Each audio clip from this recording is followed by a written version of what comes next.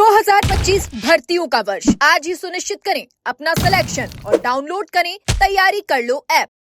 हम Rajasthan high court द्वारा निकाली गई 4th क्लास वैकेंसी से इसलिए वंचित रह गए कि लास्ट के 4 से 5 दिन तक राजस्थान हाई कोर्ट की वेबसाइट बिल्कुल क्रैश हो चुकी थी।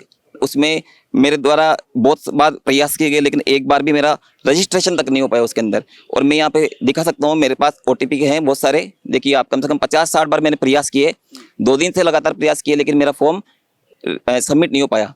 तो मैं राजस्थान हाई कोर्ट के माननीय जज महोदय से, रजिस्ट्रार महोदय से, एग्जाम सेल से निवेदन करना चाहता हूं कि लाखों अभ्यर्थी पर रहम करें और एक बार जो वंचित स्टूडेंट है उनको भर्ती में शामिल करने का मौका देवे। कितने स्टूडेंट होंगे जो इस भर्ती से वंचित हो रहे हैं? सर लगभग अभी भी कम से कम 3 से 4 लाख लोग स्टूडेंट हैं वो जो वंचित रह गए हैं।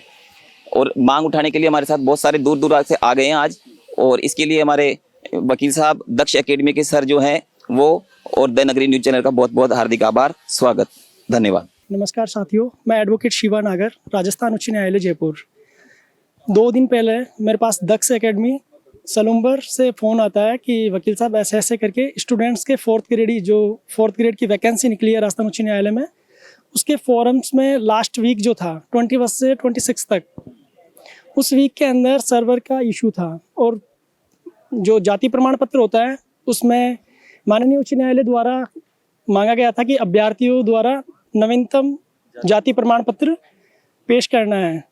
अब जो OBC से विद्यार्थी आते हैं उनके OBC सर्टिफिकेट को 3 साल में रिन्यूअल होना ज़रूरी है। जाति प्रमाण पत्र जब बनवाया जाता है तो उसके अंदर उसकी प्रोसीडिंग होती है। सबसे पहले 2 कोई गजेटेड ऑफिसर्स होते हैं, उनसे अटेस्ट करवाना होता है फॉर्म। उसके बाद में पटवारी के सिग्नेचर करवाने होते हैं। गांव में दूर दराज के लोग होते हैं, पटवारी गांव में ना होके तहसील स्तर पे मिलते हैं, तो वहाँ तक जाने में उनको काफ़ी, या 2-4 गाँवों के मिलकर एक पटवारी होता है तो वहाँ तक जाना होता है, उनसे अटेस्टेड करवाना होता है। उसके बाद में अपलोड होता है फॉर्म, फिर जाके जाति प्रमाण पत्र बनता है। ये एक बड़ी प्रोसेस है, उसमें भी समय लगता है। माननीय उच्च न्यायालय ने फॉर्म के लिए 1 महीने का जो समय दिया था वो अपर्याप्त है।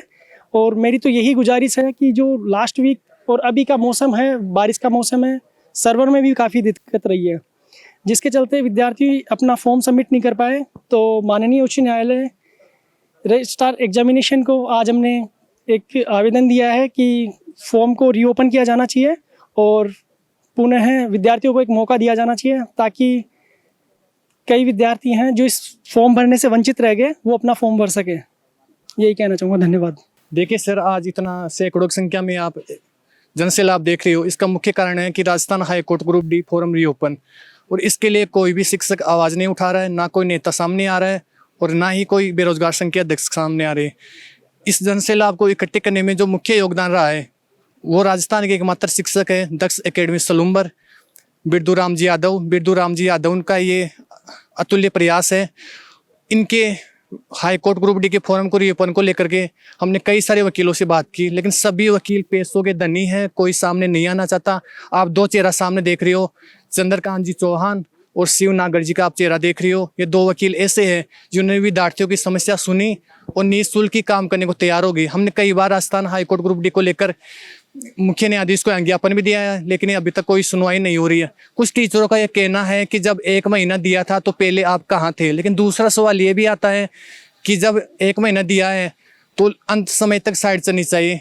21 तारीख से ही मतलब साइड इश्यू आ रहा था, कभी मतलब OTP नहीं आ रही थी, कभी OTP आ रही थी तो OTP मान्य नहीं हो रही थी, कभी फॉर्म सबमिट होने के बाद में फीस जमा नहीं हो रही थी। तो कई सारे इसमें इश्यू आए। और जब 10 दिन पहले ही फॉर्म बनना था तो कम से कम हाई कोर्ट को 10 दिन का ही समय देना चाहिए था, या फिर 20 दिन का समय देना चाहिए था। तो हमने कई बार ज्ञापन दिया है।